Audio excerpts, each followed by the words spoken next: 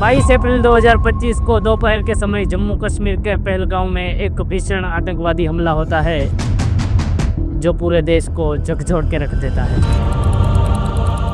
बेसरन की सारी बड़ी घाटियों में हुए हमले में करीब 28 लोगों की जान गई है और यहाँ पर 16 लोग घायल हुए हैं। इनमें से ज्यादा लोग टूरिस्ट थे और वहाँ के कुछ स्थानीय लोग भी इस हमले की चपेट में आ गए हैं। यह हमला 2019 पुलवामा हमले के बाद सबसे बड़ा एक आतंकी हमला बताया जा रहा है। कौन थे वो आतंकवादी और उसके क्या मंसूबे थे, वो किस तरह भारत की एकता को यहाँ पर तोड़ना चाहते थे, आइए जानते हैं पूरी डिटेल इस वीडियो में। अपने आप बोले ना मुझे क्या बोलते भेलपुरी खाने में साइड में था एक इंसान है, उसने उसको गोली मार दी। यहाँ पे उसने बोला कि शायद मुस्लिम नहीं है, उसने उसको गोली मार दी। Please ask for help, we don't need. Okay, don't worry. You okay? You need a water sir? मेरे पति का बच्चा।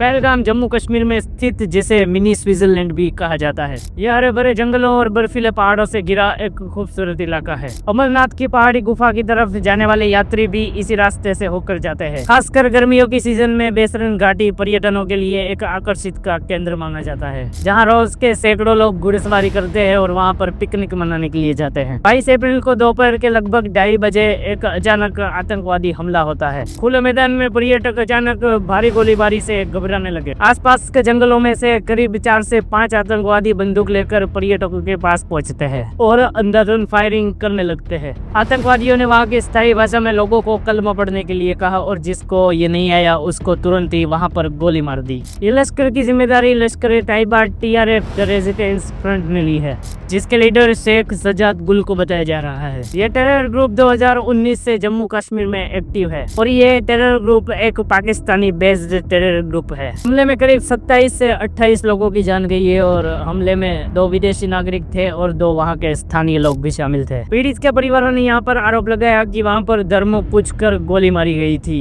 अगर हिंदू है तो तुरंत ही गोली मार दी गई थी। इस बात से पूरे देश में एक अलग ही आक्रोश चल रहा है। पूरे देश में इसकी वजह से दंगे देखने को मिले। ये जयपुर का वीडियो ही देखिए।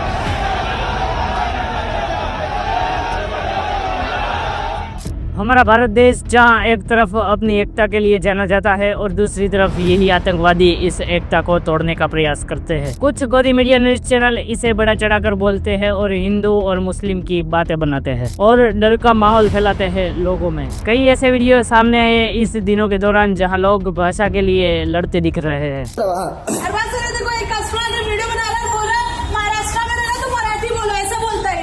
हाँ, तुझे सराना बोलवा अरे बैठो। बोलवा मराठी नहीं आता वो।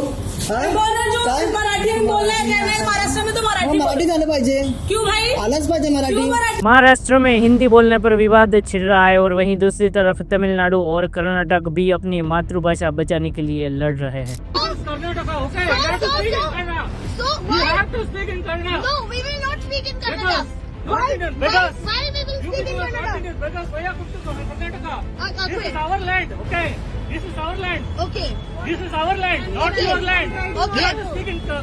कई जगहों पर वहाँ पर हिंदी बाइकआउट किया जा रहा है और लोग आपस में भाषा बचाने के लिए लड़ रहे हैं। आप सब कमेंट में इस देश की एकता को बचाने के लिए लिख सकते हैं जय हिंद। 2015 के बाद करीब 34 आतंकवादी हमले हुए और इनमें करीब 400 लोगों की जान सिर्फ टेरर अटैक की वजह से गई है। आप ये पूरी लिस्ट देख सकते हो जहाँ पर इन आतंकियों का हमला हुआ है 2015 के बाद। पर सवाल ये है कि आखिर ये हमला होता कैसे है, आतंकवादी हमारे देश में घुसते कैसे है, ये सवाल का जवाब तो सरकार को देना ही होगा। क्या ऐसे ही आम पब्लिक मरती रहेगी? कहीं पर ट्रेन ब्लास्ट हो रही है, कार एक्सीडेंट हो रहे हैं, मासूम लोगों की जान जा रही है और वही दूसरी तरफ पुल नीचे गिर रहे हैं और मासूम लोग मर रहे हैं और उसके बाद ये पहलगाम का आतंकवादी अटैक। हमें साथ मिलकर इसके लिए आवाज उठानी होगी और सरकार से यह सवाल करना होगा कि हमारी सुरक्षा के लिए कौन जिम्मेदार है। वापस आते हैं टॉपिक पर। एक महिला यहाँ पर वीडियो में बताती है कि अगर वहाँ पर आर्मी टाइम सर पहुँच जाती तो उसके पति की जान बच जाती। वहाँ पर कोई नहीं था,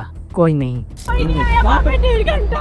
वो दिन जाता था कोई नहीं आया वहाँ पे। अगर कोई होती आर्मी होती तो मेरे को बच सकता था। कोई नहीं आया वहाँ। सिक्योरिटी लैप्स वहाँ पर हुआ है, उसके लिए कुछ कहेंगे आप?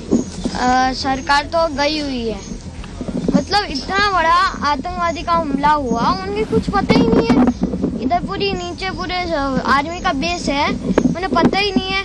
भारत के होम मिनिस्टर अमित शाह भी इस हमले की बहुत ही निंदा करते हैं और आरोपी को न छोड़ने का आश्वासन देते हैं। जम्मू कश्मीर के मुख्यमंत्री उमर अब्दुल्ला भी इस हमले को घृणित बताते हैं, अमानवीय बताते हैं। उन्होंने पीड़ितों के प्रति अपनी संवेदना व्यक्त करते हुए कहा कि आरोपी को ठोस से ठोस सजा मिलेगी। वहीं दूसरी तरफ अमेरिका, यूएई, इजराइल और बांग्लादेश भी इस हमले की निंदा करते हैं। प्रधानमंत्री नरेंद्र मोदी भी इस हमले की बहुत ही कड़ी निंदा करते हैं। दिल्ली समेत पूरे देश में आतंकवादी विरोधी एजेंसियां एक्टिव हो जाती है और काम पर लग जाती है। 3 आतंकवादियों की स्केच यहाँ पर रिलीज होती है, आप स्क्रीन पर देख सकते हो, और एक साथ में फोटो भी सोशल मीडिया पर वायरल हो रही है। जम्मू कश्मीर में 20 लाख तक का इनाम रखा गया है इस पूरे मामले की जानकारी देने वाले को। उसी के साथ भारत ने पाकिस्तान के खिलाफ कई अहम फैसले लिए, जैसे कि सिंधु जल समझौते पर रोक लगाई गई और भारत में पाकिस्तानी लोग जितने भी वीजा पर रह रहे हैं उसे 48 घंटे में देश छोड़ने का ऐलान दिया गया। वहीं दूसरी तरफ पाकिस्तान ने भी जवाब में अपना एयर स्पेस बंद कर दिया। दोनों देशों के इस डिप्लोमेटिक निर्णय से किसको नुकसान होगा? जाहिर सी बात है, आम जनता को। पाकिस्तान ने भारत के लिए एयर स्पेस बंद कर दी है, इसलिए लंदन, सैन फ्रांसिस्को, दुबई, वहां से आने वाली फ्लाइट को रिफ्यूलिंग के लिए बीच में ही रोकना पड़ रहा है। आप इस वीडियो में देख सकते हैं कि किस तरह फ्लाइट का रूट बदल चुका है, वो फ्लाइट किस तरह से रुक रुक कर चलती है। इससे फ्लाइट का चार्ज भी बढ़ेगा और उसमें फ्यूल भी बहुत ज्यादा लगेगा और साथ में समय की तो वेस्टिंग हो ही रही है। और इस सब के खर्चे सरकार किसके पास से वसूलेगी?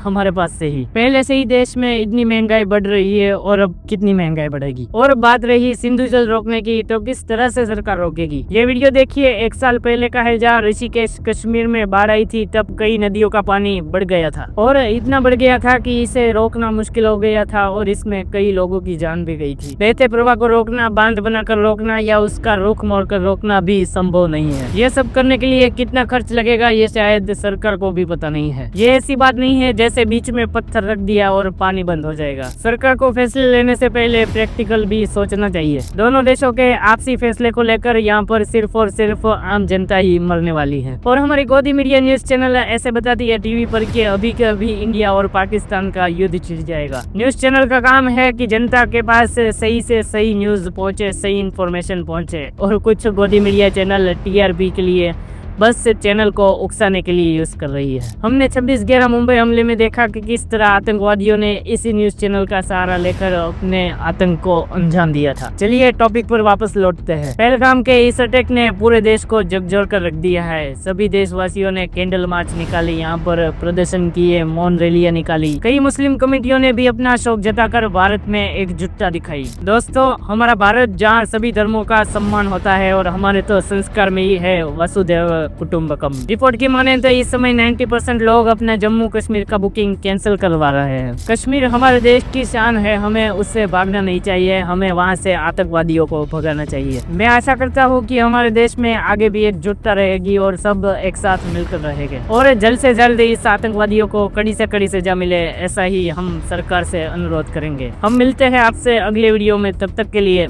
जय हिंद।